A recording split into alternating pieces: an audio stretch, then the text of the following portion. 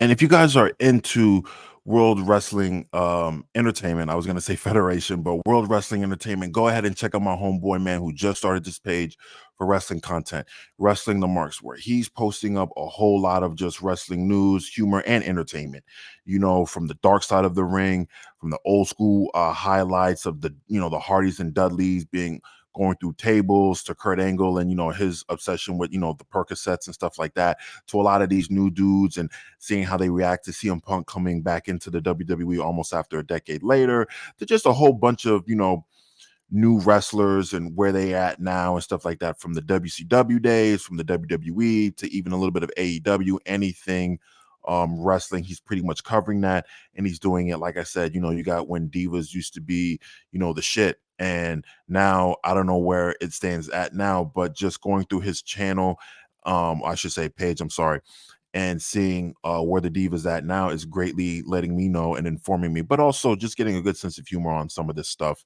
What worked, back then couldn't work today, clearly, because it was a whole different, time.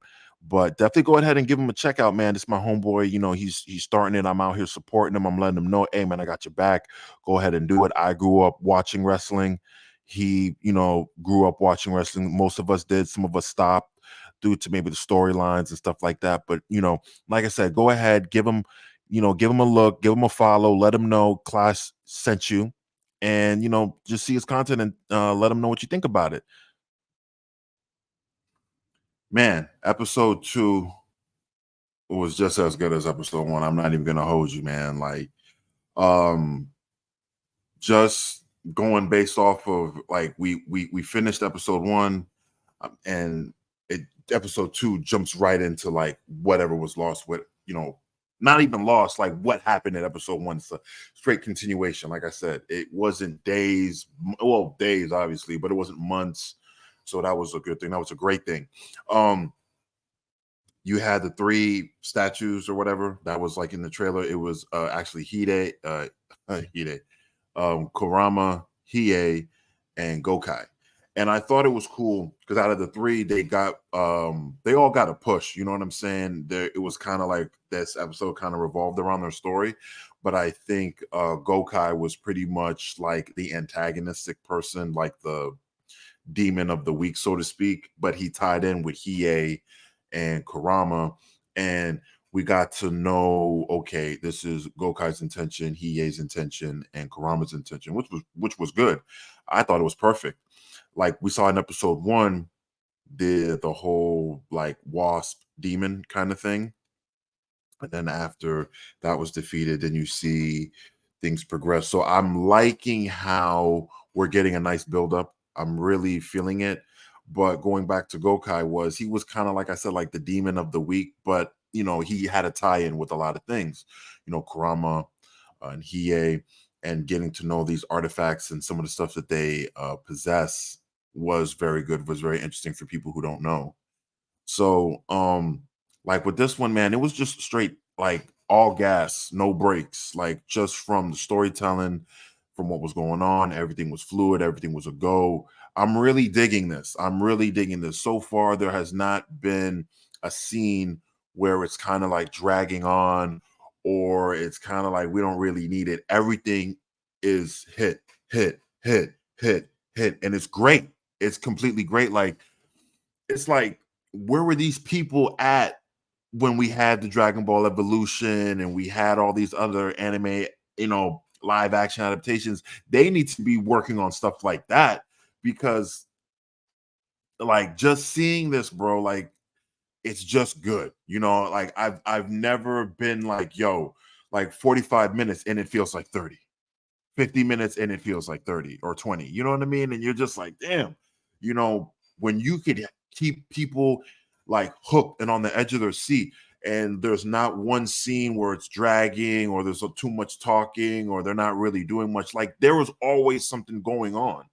And then it's like, you have, the spirit world, and then you have some of these demons, and you have this, you have that, and none of it took too much screen time. Yeah, it's still your Meshi show, which was great, but I felt like other people are getting a push and some shine.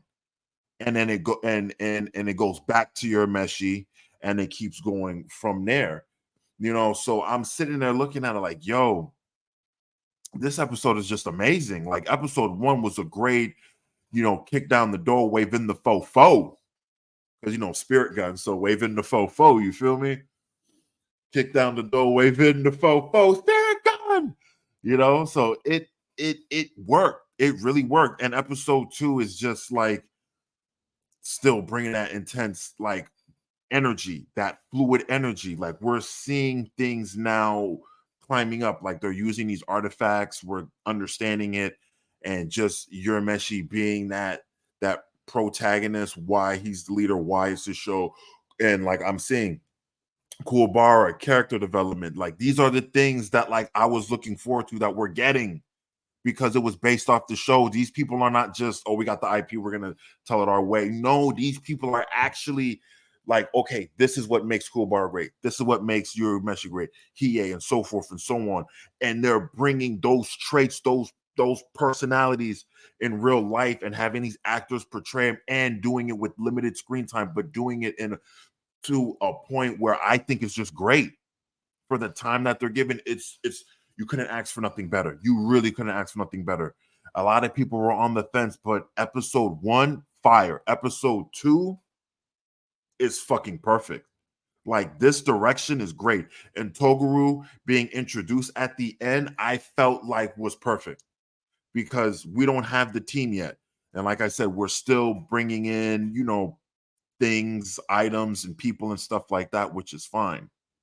So maybe we might see Toguro in the next episode or the next episode, but it will be fine. It'll be fine. It'll work perfectly and it'll go smooth. That's the thing. That's the thing. You don't have to make a 30 episode drag on. They're doing it with the budget that they have and and just the resources that they have, and it's amazing.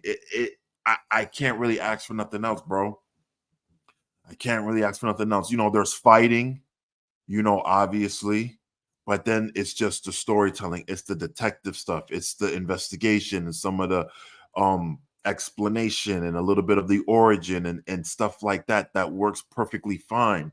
You know, like you're gonna get your action, but you're also gonna get your drama, your thriller, your detective work, obviously, because he is a spirit detective. So you get those elements, they're there. They don't shy away from that. And I was just like sitting back at the end, like, wow, like this shit has been all gas and no brakes. Like, I haven't been so excited for something like this live action, maybe since I don't even know. I don't know. This is really something that I'm sitting on like, yo, like, I'm just seeing it, the Kuwabara having his little, funny moments and stuff like that, obviously, and Urameshi being the cool guy, so to speak. It works. It works. It doesn't seem forced. It doesn't seem rushed, or someone has to push this agenda. It's all there and it's fluid. And the crazy thing about it is, I'm looking at this right, and I don't know if they have cell phones. So far, I haven't seen no cell phones. I've been trying to see if there's any kind of like if it's an our year or not, and it works fine. You could bring in cell phones. You don't got to bring in cell phones, but from what I've seen, maybe there were cell phones. I wasn't paying too much attention because there's just a lot going on, and I'm just captivated with just the story. But I haven't seen no cell phones, and it's perfect, and it's perfect. It's great. It's like, wow, this is really like captivating me. You know, so like episode 2, I'm saying hands down, fire. Episode 1, fire. Episode 2, fire. They're like tied neck and neck.